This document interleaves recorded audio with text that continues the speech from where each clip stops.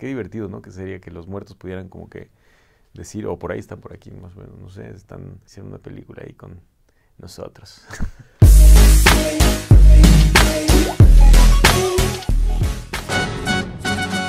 Estamos con la estrella de COCO, estamos con Gael García. ¿Cómo estás, hermano? Bien, muy contento. Oye, estoy muy emocionado de estar contigo porque ayer vi la película y está hermosa. ¿Verdad? Muy, ¿Verdad que sí? bonita. Tu primer película animada, ¿qué mejor manera de hacerla que con Disney, con Pixar y en una película tan bonita como COCO? ¿Cómo te acercaste a este proyecto? Pues me invitaron y fue de estas sorpresas de la vida así fantásticas. No me acuerdo en qué situación estaba, pero creo que estaba ya sea, no sé, lavando la ropa o algo, no sé, en una situación de esas que realmente es como que, oye, te quieren ver porque quieren hacer una película contigo. Y yo fui de las últimas personas que se incorporó en la película, después de un proceso que ellos dicen que es muy exhaustivo porque se toman el tiempo para analizar las cosas, para desarrollarlas y demás. Fui elegido para hacer esta película. Tuvimos 16 sesiones más o menos. En todas ellas había mucho, no sé, había mucho juego, mucha locura, improvisábamos mucho. Me dejaban muy libre, la verdad, ¿no? Es un proceso minucioso, cuidadoso, lo hacen con mucho cariño. Apelamos a hacer películas así de que sobrevivan los siglos y los siglos. Oye, tu personaje Héctor siempre es un personaje que tiene mucho carisma y mucho corazón. ¿Cómo fue llegar a este personaje y cómo te relacionas con él? El punto de referencia así clave es que siento que Héctor es un Balú del libro de la selva. También me encanta que son personajes muertos. Hay un universo por elaborar, ¿no? Por ejemplo, en la Tierra de los Muertos se dice que no hay baños, ¿no? ¿Crees tú que COCO llega en un momento perfecto para México y para abrazar nuestras raíces y nuestras tradiciones? Sí, aunque siento que cualquier momento hubiese sido ideal también. Gran parte de las personas que participaron en la película son de ascendencia mexicana y esta es una manera también de volver a México. Yo creo que es sintomático, ¿no? Que esté sucediendo esto y me da mucha curiosidad ver cómo la va a percibir la gente allá en Estados Unidos también esta película. ¿A quién crees que le va a encantar esta película? Creo que a todos. Es una película que abarca toda una complejidad muy universal y muy transversal en edades, que es la reflexión en torno a la muerte que hace el Día de Muertos. Yo creo que a todo mundo le va a gustar. A todos los mexicanos creo que nos va a gustar mucho la película. Hay una escena muy bella en la película que es el puente de Flor de Cempasúchil. Si tú pudieras cruzar el puente de Cempasúchil a la Tierra de los Muertos, ¿a quién visitarías primero? ¿Pedro Infante o Jorge Negrete? Creo que si todo el mundo está yendo a ver a Pedro Infante, me iría con Jorge Negrete. ¿Chespirito o Cantinflas? Cantinflas. ¿Tintán o Capulina? Tintán, pero por goleada. ¿Agustín Lara o Juan Gabriel? Agustín Lara. Diría, bueno, y déjenme Juan Gabriel también. De paso, ya está ahí. ¿Frida Kahlo o Diego Rivera? Ellos están juntos, ¿no? 2 por 1. Sí, bueno, sí, a todos los que mencionaste me encantaría. Pues sí, sería muy divertido, ¿no? Los esqueletos no caminan así. ¿Así lo haces tú? No es cierto. Estamos aquí con Adrián Molina, codirector de COCO. Darla and Lee, how are you? Great. We're great. Congratulations, because it's a really beautiful film that takes our heritage and our culture and uses it in such an inspiring way. Oh, thank you. Thank you. That's very nice to hear.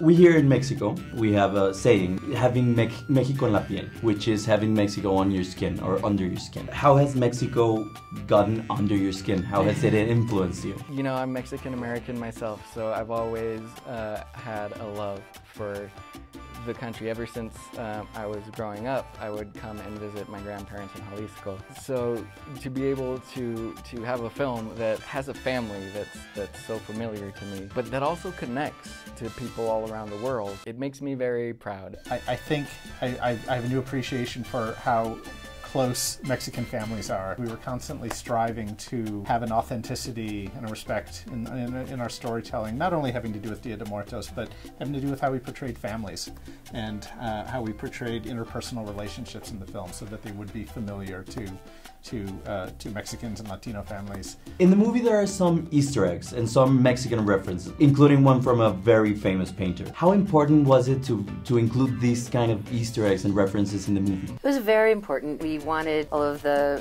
Mexicans who watched it to recognize all those famous people we have. We have El Santo, Negrete, and Infante, Diego Rivera, Cantinflas. It was important for our storytelling also. We wanted to make sure that everyone knew that De La Cruz was the most famous entertainer that ever came out of Mexico. We wanted to celebrate all of the rich Mexican history, but in particular because of our main character, Miguel. Part of what I think is inspiring to him is he gets to meet these famous artists to encourage him about what is the importance of art and what you have to contribute to the world. Even though the visual theme of the movie is obviously Dia de Muertos, there are a lot of underlying themes that we can see in the movie, like heritage, the importance of family, the importance of music, or the importance of following your dreams. How did you create this world? These films are always journeys. They rarely end where they started. We were about a year into development on a different story before we kind of changed gears and came up with the idea of Miguel. We always knew that the core of this film was about family.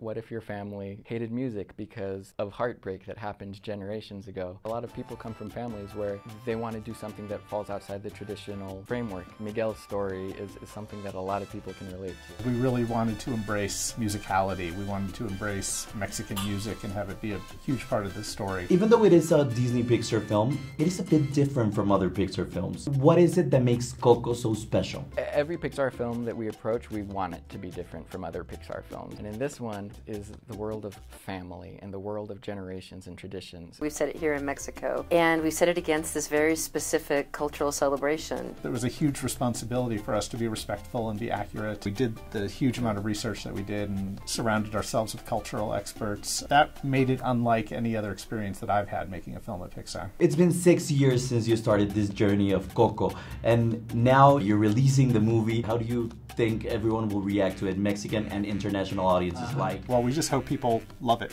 Yeah, I already hope they do. We've poured our hearts and souls into making this movie. The response has been fantastic, beyond our dreams so far. It's a big relief, and again, we're honored to be bringing this to the world. I hope that they embrace it. We're just beginning to see it, and it lifts my spirits. Is there a secret for us to cry in every Pixar movie? Do you like cut onions at the movie theater? Is there something like that? That's how we do it. Because we cry every single time. You know, our goal is to not make people cry. But that being said, our goal is to make people feel something. We want to make movies that will last and will have an impact and be meaningful for people. You're an honorary Mexican making this beautiful movie. So I'm gonna do some questions about Mexico. I'm going to totally screw it up now. I'll try my best. Can you spell cempasúchil? I can say it. I can say it without being prompted. I can say cempasúchil, I can say xoloitzcuintli, mictli catsihuatl. C-E-M-P-A-S-U with an accent, D-H-I-L. Perfect. Are you team salsa verde or team salsa roja? Verde? Salsa verde. Salsa verde. Do you prefer elotes or esquites? Elotes. Elotes. Elotes. Favorite Mexican dish? Tamales. My mom's chilaquiles. Tacos. Favorite Mexican singer? Natalia Lafourcade. Natalia Lafourcade. I'm going to say Carlos Rivera. Thank you so much for this interview. Órale, gracias. Thank Thank you. Thank you. Invitamos Invitamos a todos a que vayan a ver COCO, que para este momento, cuando estén viendo esto, ya va a estar en los cines. Así que vayan a verla. Listo.